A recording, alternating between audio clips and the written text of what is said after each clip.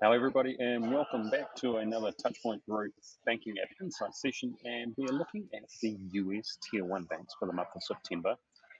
And Tony Patrick, it's a good news story of some sorts with the rise of Truist, with some initial teething problems since the merger of BB&T and SunTrust, but it looks like they're getting on top of things.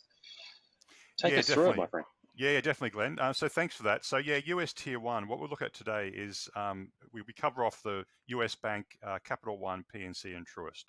So let's just jump straight into it with our standard look at how those scores are going. So I'll jump into Truist in a moment, but it's always good to see this sort of the standard, like US Bank is one of the ones that globally is doing very well, and it's consistently sitting up there. And although that we did see a bit of a dip in March, and we can look at why that might be at a different time. But now, for those familiar with this, you would have seen this engaged customer score we use. This is the score out of 5 from the Google Play and the App Store.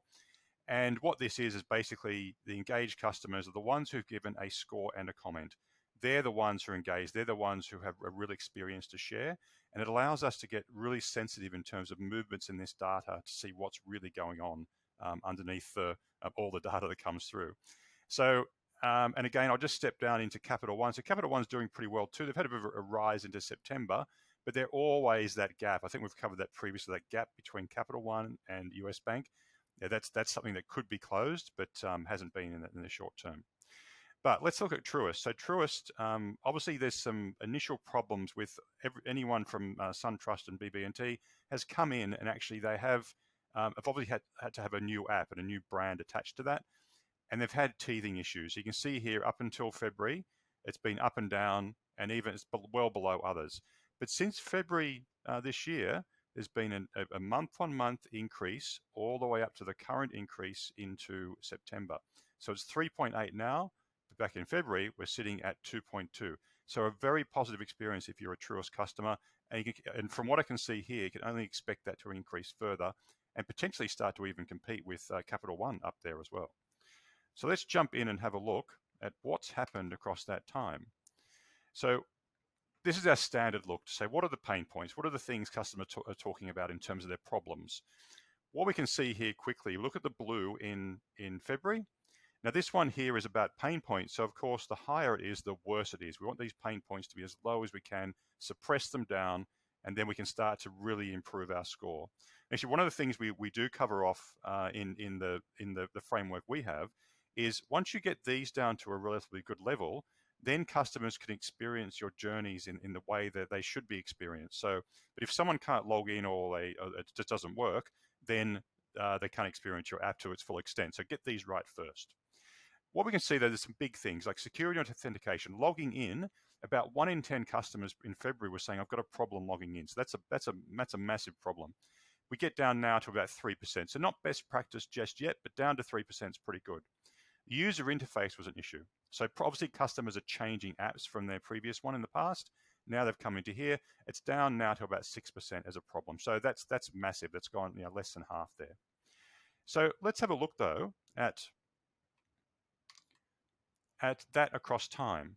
So these are the same things we just saw. So security and authentication, we saw it got down to 3% now. It's the lowest it's ever been across the past year or so. And it was, as we said, it was up in February, it was up around 10%, but it was in October up around 13. So that is a massive increase. One of the things I can see though is this thing around user interface. That was the biggest problem for people up until February this year.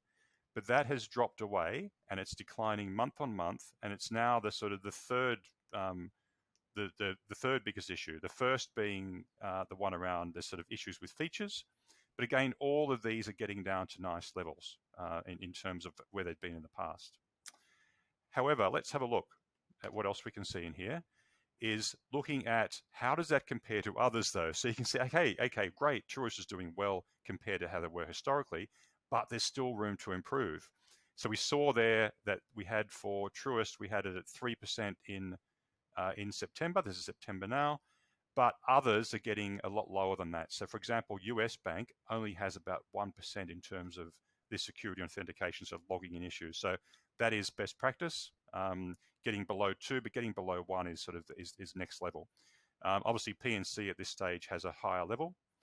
On the right here, one of the things I can see is the issues with features is also causing an issue, a problem for Truist customers, and that's well above others. So obviously, we can see here that that Truist still has room to improve. There's a lot they can still do to get to that level of others. And as I said, if they can chase Capital One as the next target, that will be great. And I reckon the way they're traveling, it could be 3 to 4 months, and they'll get towards that level. Let's have a quick look at some of the things around those features. Now, one of the things, I've had a quick explore on this. Now, one of the things is, obviously they've improved in a lot of things, but there's still room to improve elsewhere. So in February, we had this thing around poor app check feature. You want this to be as low as you can. It was around 2%. It's doubled to around 4% in September. So there's more issues popping through for the check feature as an issue for customers. And we can get some examples of what's coming through there. What I might do is I'll filter down to some of these more angrier customers, for example, those giving us the 1s and 2s. And let's have a look at what they're up to. So now, often these are fairly standard things. Like this one here, though, doesn't look very standard. Taking a picture of the check causes the app to crash. Again, this is just for Truist, and it fails after taking a picture of the check.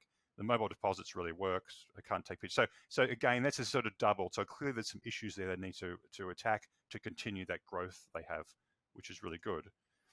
One of the things we can also look at is a bit more detail on other features as well. So we saw there that the check deposit feature, I'm just looking at from July to September now. And I can see for Truist, they're scoring a 2.4 out of 5 when people talk about check deposit. We see that that's gotten a little bit worse recently. But we can see there that best practice is coming from US Bank. So when someone talks about check deposit, it's very positive. It's very positive coming through from them. And even the basic stuff like checking my account balance is it's a fairly it's a somewhat poor experience for customers here.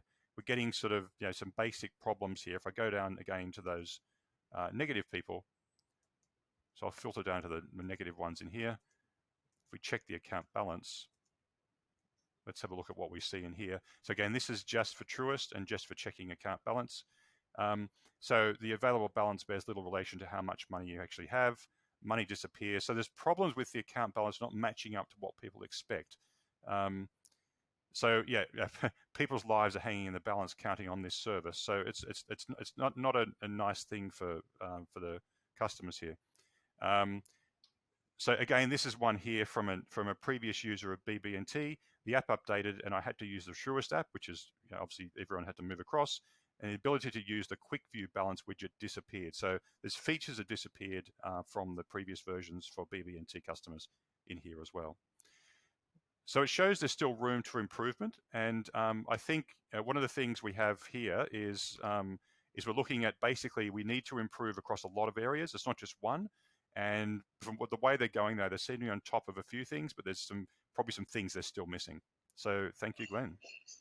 Yeah, great stuff. And it's good to see that they have made some good strides forward in those operational areas. But like you say, still some work to do and looking forward to tracking them over the months to come. Thanks, team. You have a great month.